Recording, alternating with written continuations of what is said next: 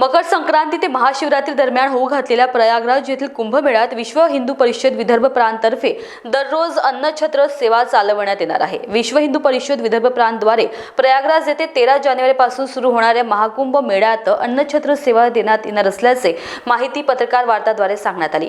विश्व हिंदू परिषद विदर्भ प्रांतचे प्रचार प्रसार प्रमुख निरंजन रिसालदार यांनी अधिक माहिती दिली आहे। ऐकूयात। या वर्षा आपला आपण जे कुंभ आहे त्याच्यामध्ये आम्हाला 14 एकरची जागा आम्हाला प्राप्त झाली आहे। त्याच्यामध्ये आमचा टेंट राहणार आहे। वेगवेगळे कार्यक्रम टेंटमध्ये आमचे राहतील।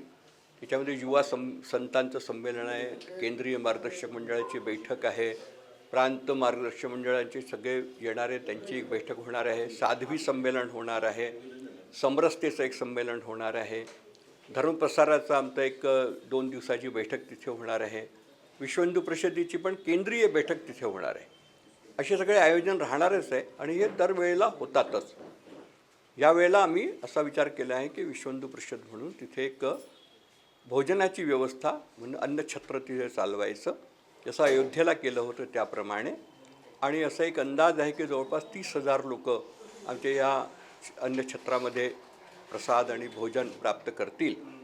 त्या हिशोबाने आम्ही पूर्ण विदर्भाच्या लोकांना, हिंदू समाजाला, बाकी सगळ्या संघटनांना आव्हान करतो आहे की त्यांनी विश्व हिंदू परिषदेला ह्या अन्नछत्र चालवण्याकरता धान्य आणि काही राशी असा सहयोग त्यांनी आम्हाला करावा। आमचे कार्यकर्ते त्यांच्यापर्यंत पोचतील, त्यांना त्यांनी सहयोग करून या कुंभामध्ये अन्नछत्रामध्ये दानाचं जे महत्त्व आहे त्याला समजून सहयोग करावा। गोविंदजी, योगी सरकारकडून पावलं उचलण्यात येत आहे आयोजनाबाबत, विविध उपाययोजना करत आहे, पण काही आखाड्यांनी सुद्धा याच्यावर काही आक्षेप घेतला आहे, काही समाजाबाबत पर्टिक्युलरली, की तिथे त्यांनी स्टॉल्स न लावले का?